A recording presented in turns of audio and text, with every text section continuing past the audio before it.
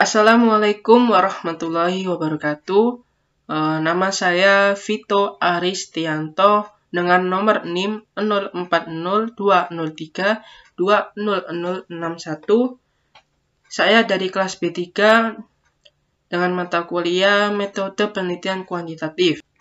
Hari ini saya akan menjelaskan tentang sampel dan teknik penarikan sampel. Definisi sampel.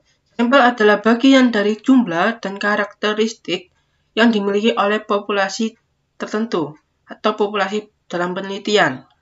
Sampel penelitian dapat diambil dari populasi tersebut menjadi sebuah perwakilan dan valid, yaitu dapat mengukur sesuatu yang seharusnya diukur. Teknik sampling. Teknik sampling ada dua jenis, yaitu probability sampling dan non-probability sampling. Yang pertama, probability sampling. Probability sampling adalah teknik sampling atau teknik pengambilan sampel yang memberikan peluang yang sama bagi setiap unsur anggota atau populasi untuk dipilih menjadi anggota sampel. Probability sampling terbagi lagi menjadi beberapa, yaitu 1. Simple random sampling.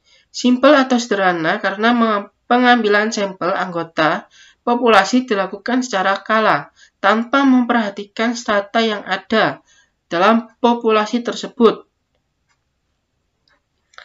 Cara ini dilakukan apabila anggota populasi dianggap homogen. Kedua, ada proportion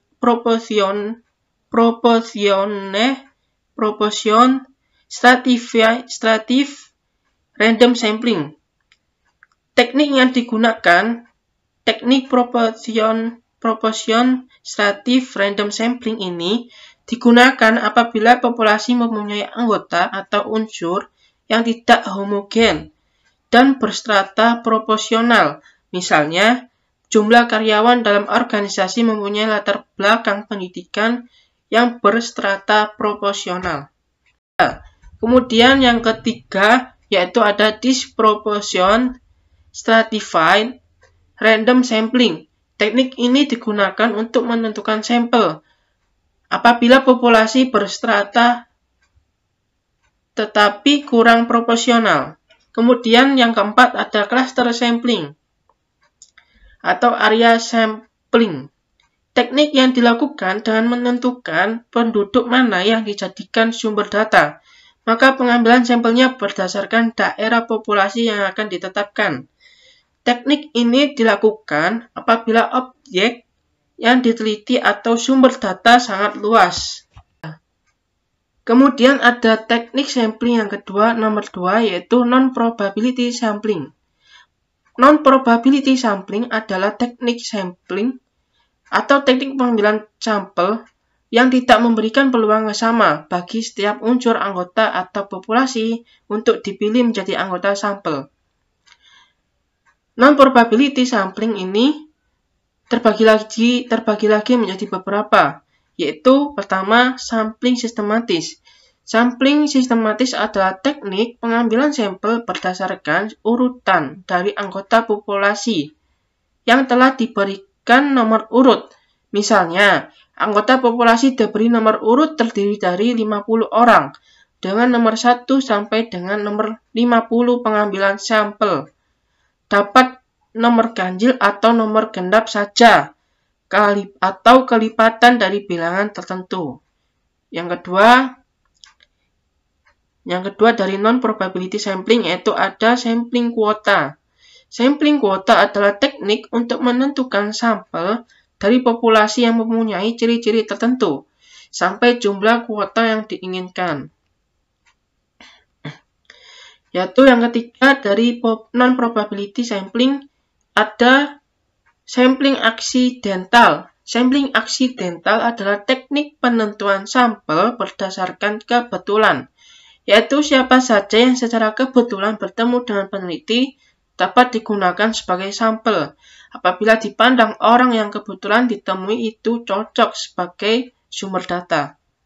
Sampling yang keempat ada sampling purposive. Sampling purposive adalah teknik penentuan sampel dengan pertimbangan tertentu. Misalnya, penelitian tentang makanan, maka sampel datanya adalah orang yang ahli makanan. Sampel ini lebih cocok digunakan untuk penelitian kualitatif. Yang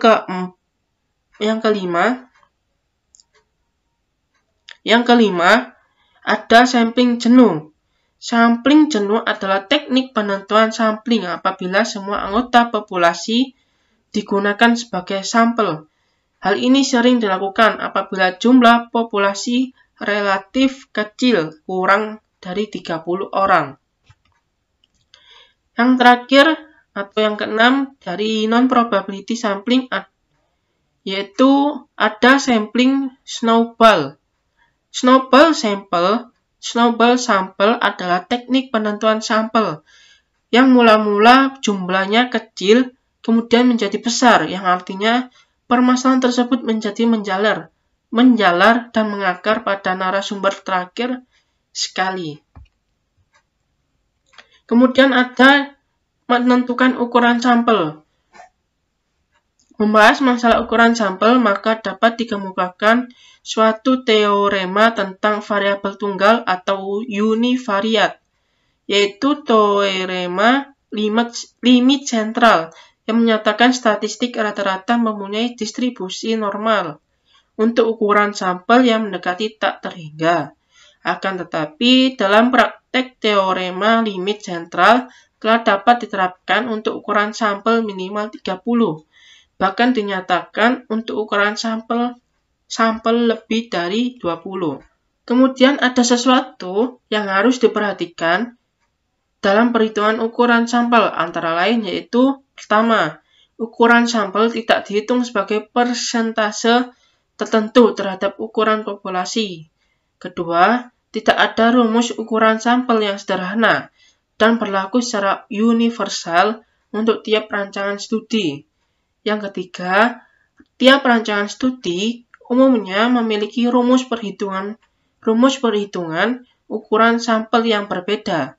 Yang keempat, tidak semua rancangan studi memiliki rumus perhitungan ukuran sampel yang sederhana dan mudah diaplikasikan. Kesimpulannya, dengan adanya materi sampel dan penarikan sampel, ini sangat penting untuk dipelajari oleh para peneliti yang berfungsi untuk mempermudah peneliti dalam menentukan skala ukuran, instrumen pengumpulan data, dan lain sebagainya sebagai kebutuhan penelitian. Tujuannya agar penelitian sampel ini mendapatkan hasil yang valid, reliable, dan relevan. Sekian dari saya, terima kasih. Mohon maaf apabila ada kesalahan yang saya ucapkan. Wassalamualaikum warahmatullahi wabarakatuh.